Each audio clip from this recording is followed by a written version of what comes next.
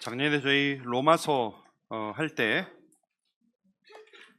예언에 대해서 제가 잠깐 말씀드린 바가 있습니다. 예언을 읽을 때 우리가 먼저 전제해야 되는 것, 주의해야 될 점을 몇 가지 말씀드렸는데 복습을 한번 해보려고 합니다. 첫 번째, 예언은 입체적으로 봐야 된다는 것이 입체적으로. 그런데 적지 않은 사람들이 예언을 평면적으로 이렇게 보기 때문에 많은 오해를 낳습니다. 평면적으로 보면 이렇게 하나의 그림처럼 보이죠. 그러나 사실은 성경은 예언은 입체적이에요, 특히. 그래서 여러 이 레이어들이 겹쳐 있어요.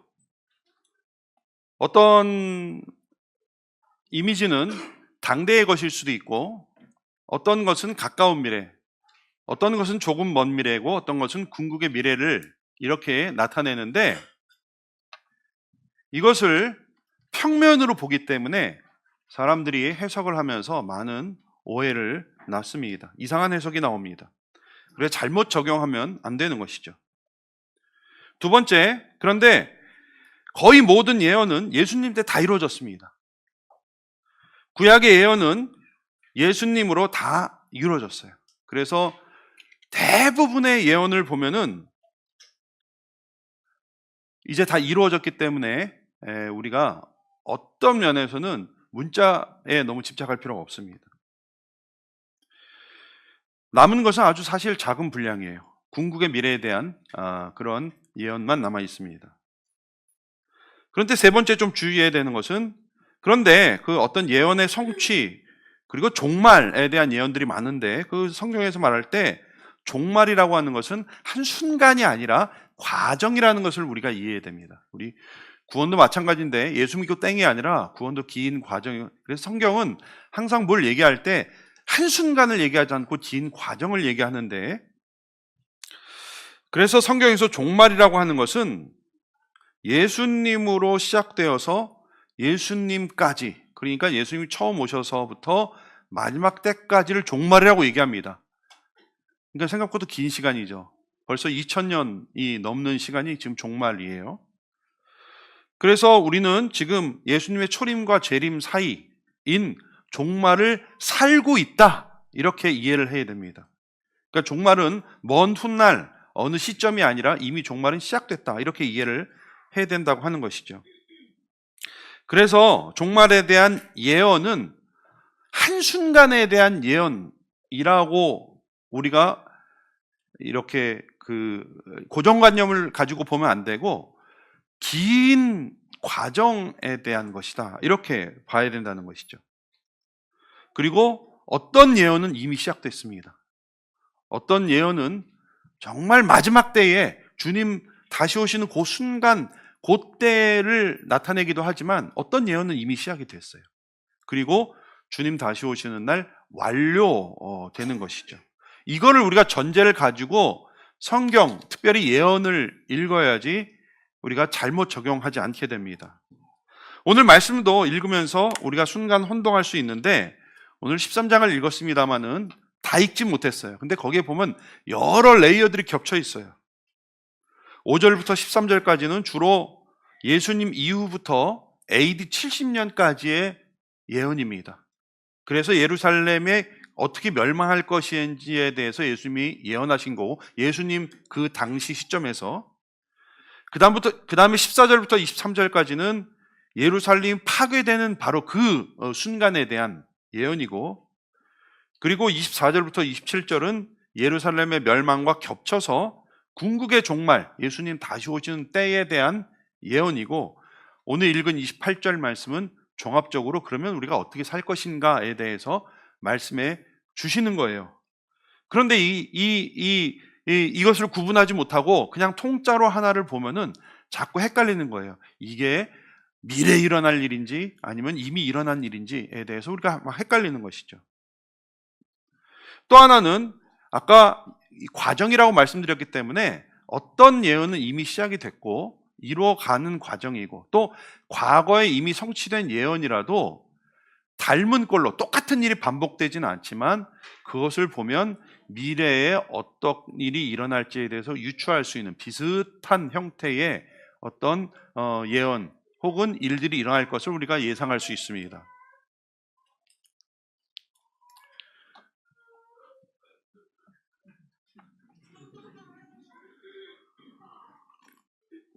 이걸 전제로 우리 13장을 간단히 한번 요약해 보겠습니다. 예수님이 성전에 이렇게 해서 들어갔다 나오셨어요. 나오시니까 한 제자가 선생님 보십시오.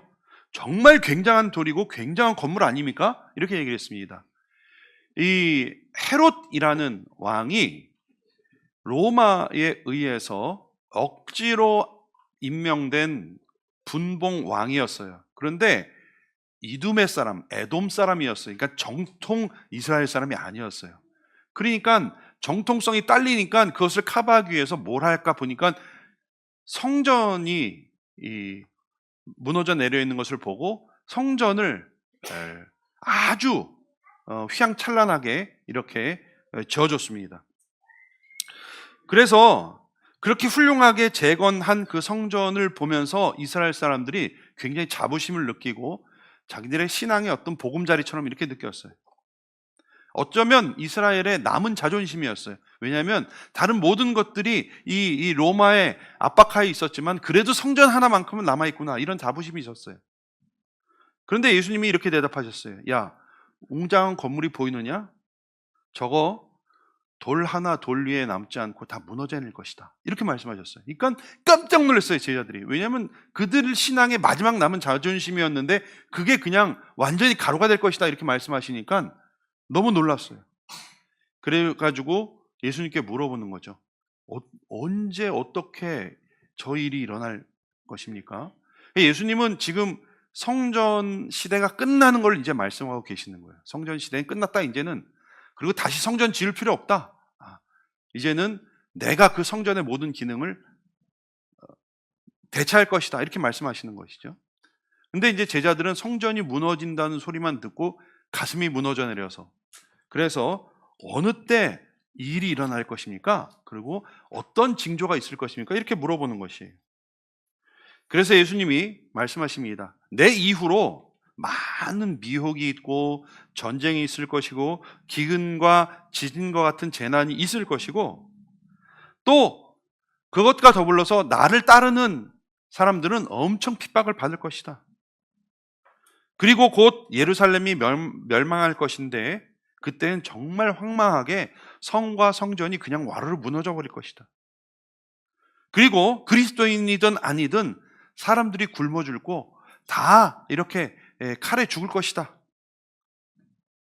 실제로 이 예언은 AD 70년도에 다 이루어졌습니다. 로마의 티투스 장군이 예루살렘에 쳐들어오면서 성벽이 무너지고 성전을 무너뜨리고 성전에 말 타고 들어가가지고 이 성전을 짓밟고 제단을 부수고, 사실은 뭐 그 이전에도 성전은 계속 그렇게 침입을 받았어요. 그래서 예수님 오시기 전에는 이렇게 그리스나 이런데 이렇게 이 침공을 받아가지고 그 제단에서 이스라엘 사람들이 부정하게 여기는 돼지를 잡아서 돼지 피를 뿌리고 막 그랬습니다. 그러니까 모욕을 준 거죠, 영적으로.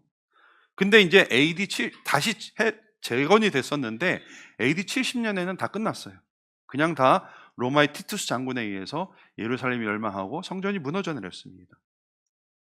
그리고 이제 예수님이 그리고 그 모든 일들 후에 내가 다시 와서 종말을 완성할 것이다, 완료할 것이다 말씀하셨어요. 근데 그 후가 얼마만한 기간인지는 잘 몰라요.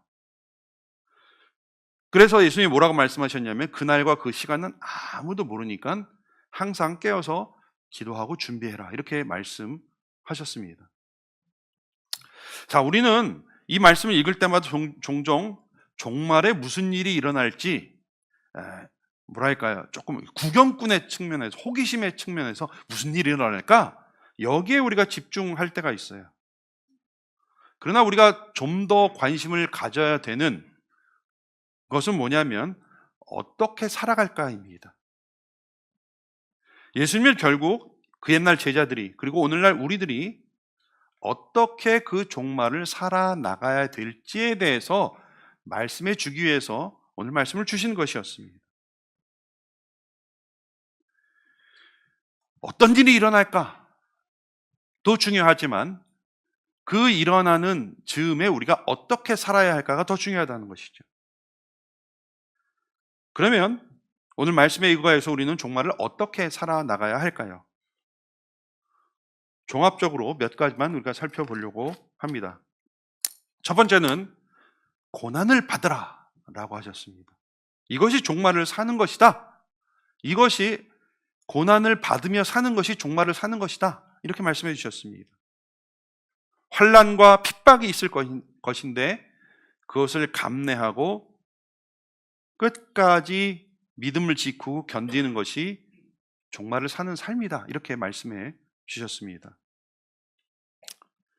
표정이 안 좋아요. 고난을 받으라 그러니까. 오늘 사실은 여러 고통에 대해서, 고난에 대해서 기록하고 있죠. 성전이 무너져 내리고 예루살렘이 멸망할 때 일어날 끔찍한 일들 보니까 이 비참하게 파괴되고 피해 살육이 이어지고 노예로 끌려가고 거기에 더하여 그리스도인들이 당하는 고난과 핍박, 정신을 바짝 차려라. 그래서 예수님 말씀하셨습니다. 너희를 법정에 넘기고 회당에서 매질할 것이다. 너희는 나 때문에 총독과 왕들 앞에 서서 증언을 하게 될 것이다.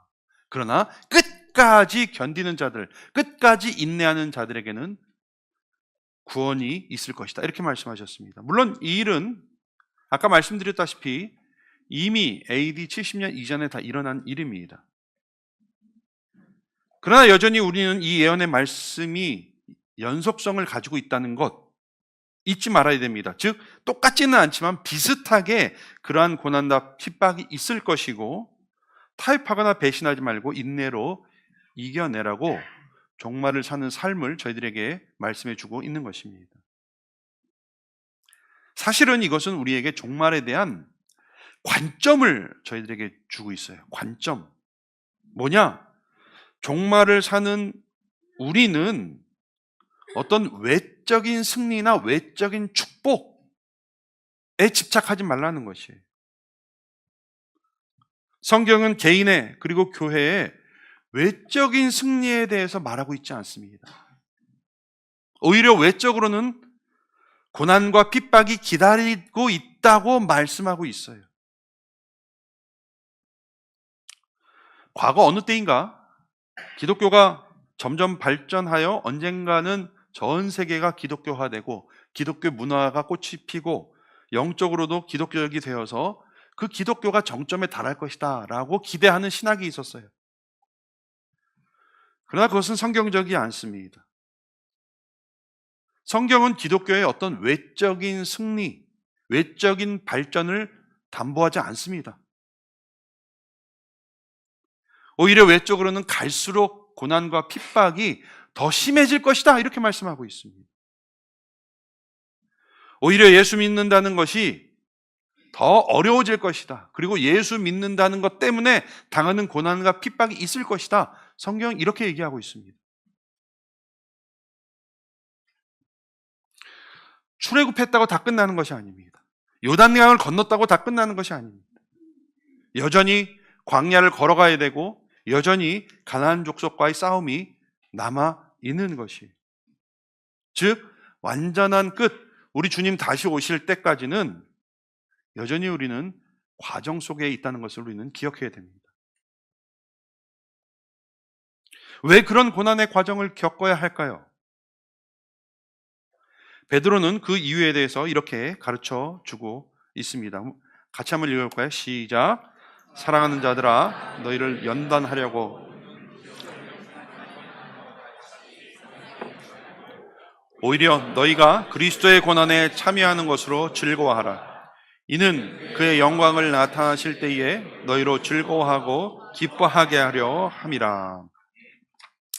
좀 풀어서 말씀드려 보겠습니다. 사랑하는 여러분, 여러분을 연단하려고 시련의 불길이 여러분 가운데 일어나더라도 무슨 이상한 일이나 생긴 것처럼 놀라지 마십시오. 그만큼 여러분은 그리스도의 고난에 동참하는 것이니 기뻐하십시오. 장차 그리스도의 영광이 나타나는 날 여러분은 그 영광을 함께 받고 한없는 기쁨을 맛보게 될 것입니다. 이런 말씀입니다.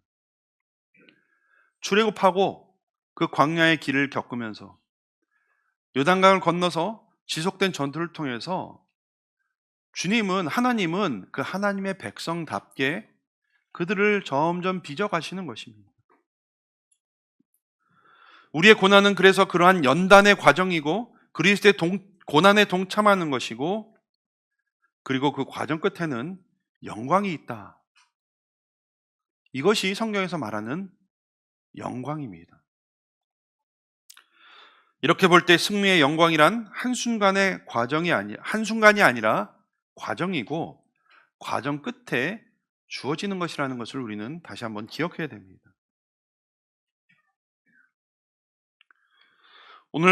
오늘날 고난과 핍박이라는 것이 과거처럼 물리적이지는 않습니다. 그러한 형태는 많이 없어졌습니다. 적어도 저희들에게는. 과거에는 주로 물리적인 핍박이 많이 이루어졌습니다.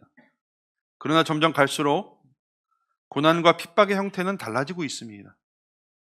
점점 풍요 속에서 우리로 하여금 타협하게 하고 길들이고 은근히 배신하게 만들고 있습니다.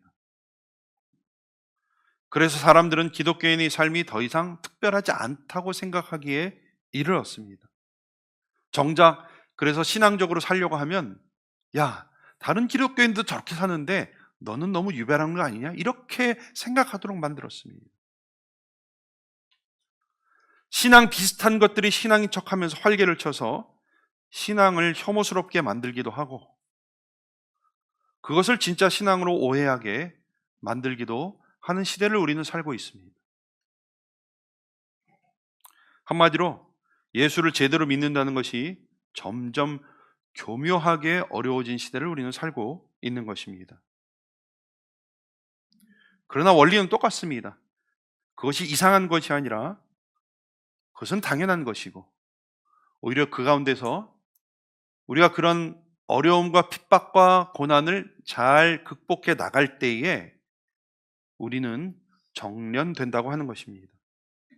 끝까지 견뎌야 영광에 동참할 수 있다는 주님의 말씀을 우리는 다시 한번 새겨야 합니다. 십자가 없이는 승리가 없듯이 고난이 없으면 영광이 없는 것입니다.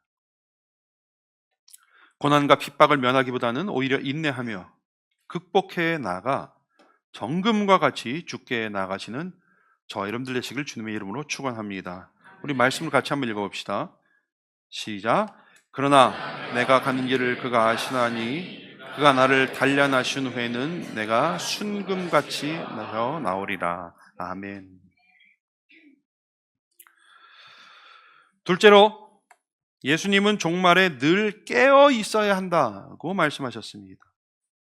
35절에 깨어 있으라 말씀하셨어요.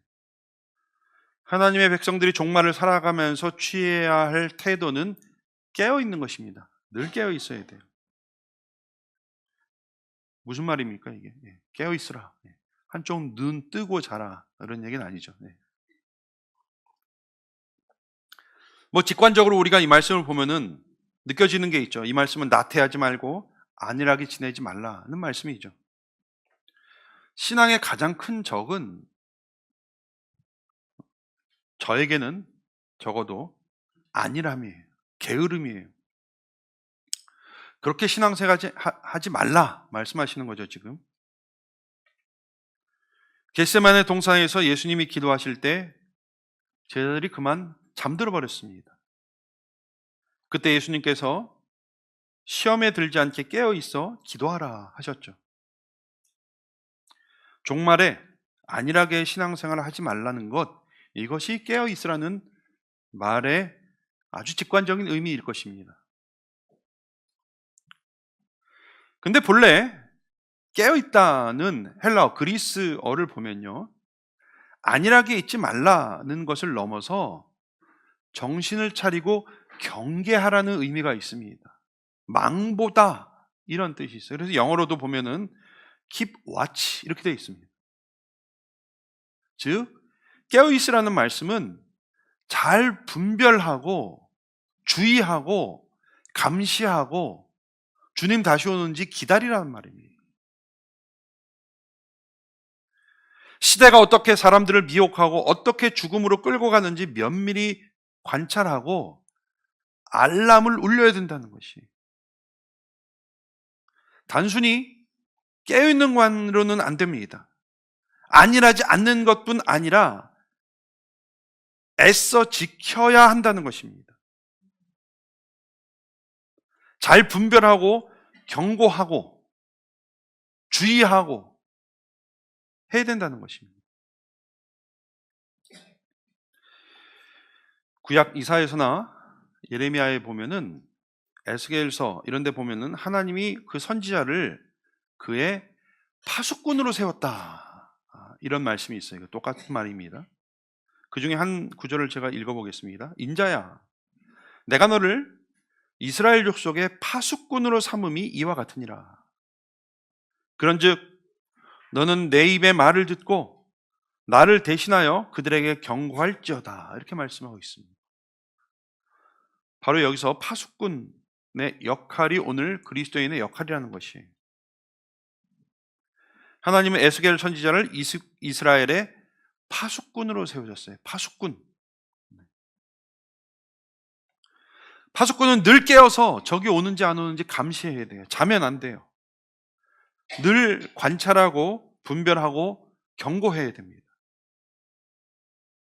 파수꾼이 잠들어 있으면 그 군대와 그 민족의 승패는 이미 난 거와 다름이 없습니다. 전투에서 실패한 군인은 용서받아도 경계에 실패한 군인은 용서받지 못한다, 뭐 이런 말 다 아시지 않습니까? 파수꾼은 늘 깨어 있어야 돼요. 잘 살피는 것이 핵심입니다. 마찬가지로 주님이 우리에게 깨어 있으라 할 때는 단순히 게으르지 말라라는 말씀을 넘어서 잘 분별하고 주의하고 외쳐야 된다는 말씀이 포함되어 있는 것입니다. 이같이 주님은 우리를 파수꾼으로, 시대의 파수꾼으로 세우셨습니다. 그러므로 정신을 차리고 이 시대가 어떻게 흘러가는지 잘 분별해야 돼요. 그리고 거기에 알람을 울리고 나팔을 불어서 사람들로 하여금 깨닫게 하는 것, 이것이 우리의 사명이고 이것이 종말을 사는 것이다 라고 하는 것입니다.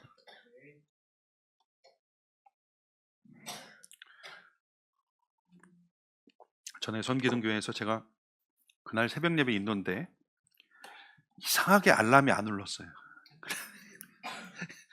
네. 여러분 뭐 웃으시는 그 상황이 얼마나 소름 끼치는 상황인지, 목사라는 직업이. 근데 관리하신 집사님이 5분 전에도 안 나타나니까 이제 전화를 주셨어요. 분명히 제가 30분 전에 알람을 해놨는데 그날 이상하게 알람이 안 울린 거예요. 그래가지고 뭐 세수도 안 하고 머리 물 발라가지고 침 발라가지고 이렇게 넘기고, 뭐 마침 이제 교회 옆에 사택이 있었기 때문에 5분 내로 준비해서 5분 늦게 이제 왔어요. 한 10분 정도 늦게 단상에 오르는데, 단상에 오르는데 저를 보는 100명의 200개의 눈가를 제가 잊을 수가 없습니다. 정말 민망해서 죽는 줄 알았어요. 뭐예요? 예, 탓을 하는 거죠. 알람이 안 울린 탓. 알람이 안 울린 참사였어요. 우리 교회는 너그럽게 용납해 주시길 바랍니다. 새벽 예배 하면 그럴 수 있다 치지만, 뭐 다른 중요한 일, 면접을 본다든지 비행기 시간이라든지 이런 거면 어림없는 얘기죠. 하물며 인생과 역사에 알람이 울리지 않으면 그 인생과 그 역사에는 어떤 참사가 일어날지 모르는 거죠. 그런 경계와 경고를 하는 것이 우리 그리스도인의 역할이고 그것이 말세의 우리의 사명이다 하는 것입니다.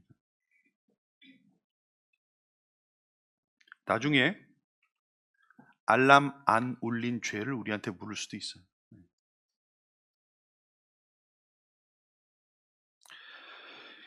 궁극적으로 우리는 깨어 있으면서 주님 다시 오시는 것을 알 수가 있죠. 때와 시는 절대 알 수 없어요. 그러나 깨어 있으면 오시는 거는 알 수 있어요. 이것이 바로 깨어 있으라는 말씀의 의미입니다. 오늘 종말을 사는 우리가 항상 깨어 있기를 축원합니다, 여러분. 안일하게 보내지 않고 늘 깨어서 기도하고 시대를 분별하고 주님 다시 오시기를 고대하는 우리의 삶이 되길 주님의 이름으로 축원합니다. 그리고 마지막으로 복음을 전하는 것이 종말을 사는 우리의 삶이다. 전해라, 전하라.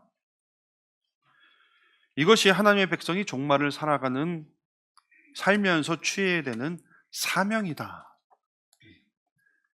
관점과 태도와 사명입니다. 앞서 예수님은 또 복음이 먼저 만국에 전파되어야 할 것이라 라고 말씀하셨습니다. 이것은 그 당시 예수님 시점에서 오순절 성령 강림 사건을 말하는 것입니다. 그때 만국의 언어로 예수 그리스도를 말미암은 하나님의 큰 일이 전파됐습니다. 그런데 나중에 부활하신 예수님이 또 한 번 이 말씀을 하시는데, 이 천국 복음이 모든 민족에게 증언되기 위하여 온 세상에 전파되리니 그제야 끝이 오리라. 그때가 complete, 종말이 완성되는 날입니다. 즉 오순절 성령 강림으로 시작된 온 민족에게 복음이 전파되는 것이 완성되는 그때 예수님이 다시 오신다는 것이에요.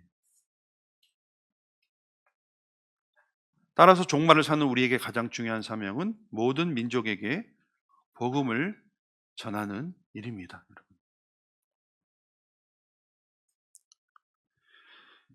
이것을 연구하던 선교학자들이 이 모든 민족이 뭘까 연구를 해서 이게 처음에 이게 지리적인 어떤 나라로 생각했어요. 그래서 나라마다 선교사를 보내고 이런 일들을 했는데 나중에 보니까 꼭 그런 것만은 아니다. 왜냐하면 같은 지역, 같은 나라에도 다른 민족들이 살 수가 있잖아요. 그렇죠? 중국만에도 54개예요. 56개 소수민족이 있다 그래요. 캐나다도 소수민족이 100개가 넘는다 그래요. 실제로. 그러니까 같은 나라라도 성경에서 말하는 민족의 개념으로 묻기에는 좀 무리가 있다.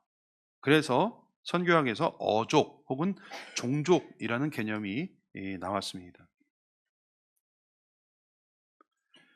2024년 기준 현재 17,000여 종족이 있는데, 근데 그 중에 이제 조슈아 프로젝트라고 미국 콜로라도에 있는 어떤 미션 정보 센터 같은 건데, 거기에 의하면 미전도 종족 복음화율 2% 미만이 7,400여 종족이 있다고 해요. 아직도. 그다음에 아직 복음화 2% 미만인 미개척 종족이 있어요. 5천여 종족이 있다고 합니다. 그 다음에 복음화율 0%, 전혀 복음에 대해서 들어보지 못한 종족이 아직도 100여 종족 있다고 합니다. 이 통계를 보면 어떻습니까? 주님 오실 날 조금 남았죠, 아직. 조금 남은 것 같아요. 근데 꼭 그런 것만 아니에요. 최근 선교지 보고를 들어보면 하나님께서 사람들을 급히 이끄시기 위해서 이제는 막 사람이 전하는 게 이게 시간이 안 되는 거예요. 그래서 막 꿈에 나타나서 교회 가라. 그래가지고 교회 나와서 예수 믿게 되는 경우가 지금 특히 이 무슬림권에서 굉장히 많이 일어나고 있습니다. 최근 제가 들은 이야기로는 이란 지역에서 그런 일이 굉장히 많이 일어나고 있다는 것이. 그러니까 이 선교사님들이 복음 전하는 게 굉장히 느려지고 또 막히고 하니까 하나님께서 급하게 그렇게 방법을 써가지고 긴박하게 일하시는 그런 보고들이 지금 굉장히 많이 들어오고 있습니다. 벌써 이 말씀 들은 지 몇 년 됐습니다. 아까 비전도 종족, 전혀 복음을 들어보지 못한 종족이 20년 전에는 3,400여 종족이었어요. 근데 지금 100여 종족으로 줄었어요. 20년 만에 확 줄었어요. 이제 문명의 발달로 그들에게 복음 전해지는 것은 아주 순식간에 이루어질 수 있다. 심지어 지금 아마존 정글에도 여러 가지 문명과 이런 것들을 이용해 가지고 지금 복음이 전해지고 있다고 합니다. 그러니까 순식간에 모든 민족이 복음을 듣는 날이 머지 않았어요. 주님 다시 오실 날이 점점 빨리 다가온다는 얘기입니다, 여러분. 그런데 미전도 종족은 먼 데만 있는 건 아니죠. 그렇죠? 우리 집안에도 미전도 종족 있을 뻔했어요. 우리나라에 장기 체류 외국인들이 몇 명인지 아세요, 혹시? 장기 체류 외국인들만 200만 명이에요. 200만 명. 단기는까지 합치면 250만 명이에요. 5%예요, 5% 인구의. 5%라도 OECD 국가 중에서는 절반밖에 안 돼요. 보통 OECD 국가 외국인 그 비율이 10%가 훨씬 넘습니다. 한 12% 돼요, 평균이. 근데 우리나라랑 일본만 5%대 머물고 있습니다. 근데 그래도 여러분 지금 제한 외국인이 260만 명이에요. 이 중에 기독교인은 8% 이하예요, 지금.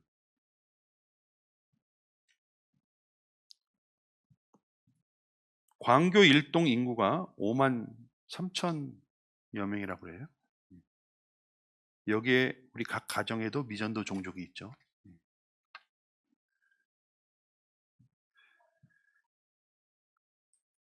최근 한 연구소, 목회 데이터 연구소라는 데 있는데 거기서 리서치를 해가지고 2권의 책을 냈는데 그 책들이 이제 한국 교회를 분석한 거예요. 분석했는데 한국 교회에 가장 두드러지게 나타난 성향이 있는데 내향성이에요. 내향성.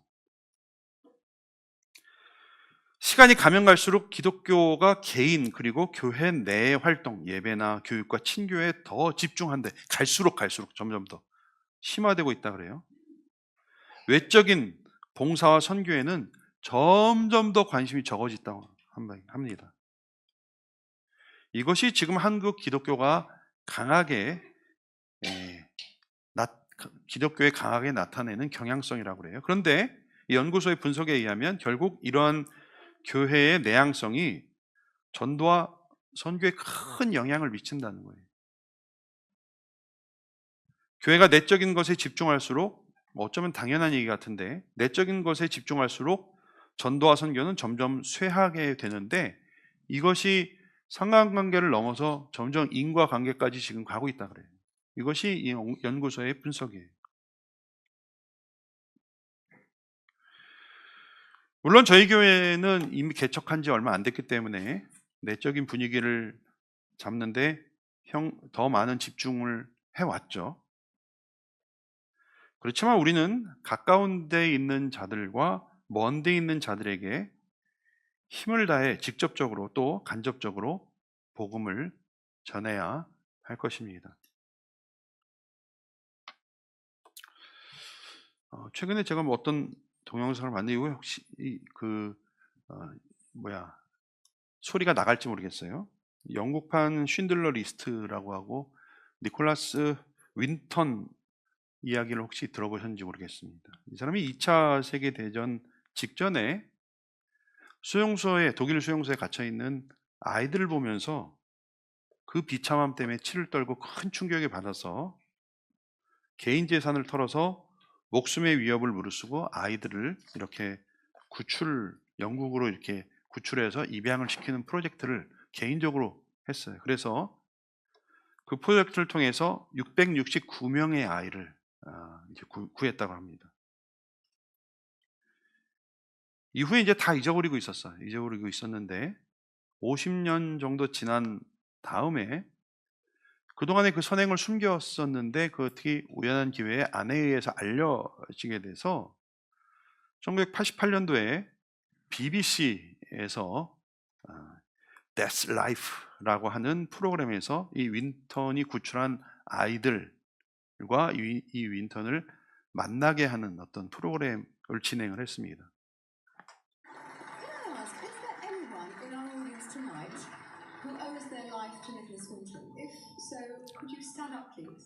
그에게 생명의 빚을 진 사람이 있으면 자리에서 일어나 주시겠습니까?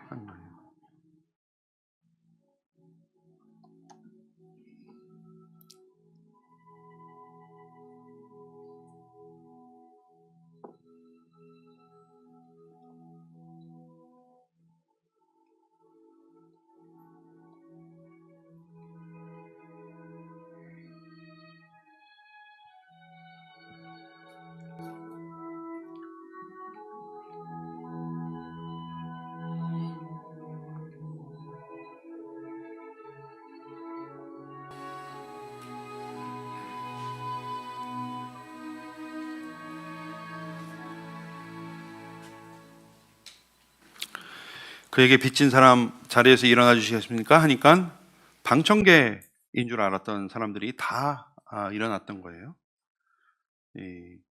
나중에 조사를 해보니까 이 윈턴이 구한 669명이 이제 영국에 정착하면서 가족을 이뤄가지고 6,000명이 됐다 그래요. 그가 구한 이들 중에서는 영화 감독, 소설가, 이스라엘 공군 건립자, 영국 노동당 의원 등도 많이 있었다고 합니다. 뭐 이런 비슷한 이야기가 많이 있죠. 뭐 쉰들러 리스트라든지. 저는 가끔 이런 이야기를 들으면서 제가 과연 천국에 갔을 때 나에게 생명의 빚을 진 사람이 얼마나 될까 물어봅니다. 그리고 다른 어떤 보아가 아니라 바로 내가 전도한 그 사람들이, 내가 기도한 그 사람들이 나의 면류관이다라고 생각할 때 한없는 부끄러움을 느낍니다. 종말을 살아가는 우리들 더 섬기고 더 전해야겠습니다. 오늘 세 가지 우리가 살펴봤습니다. 종말을 어떻게 살 것인가? 고난을 받으며 깨어 있어야 되고 전해야 됩니다.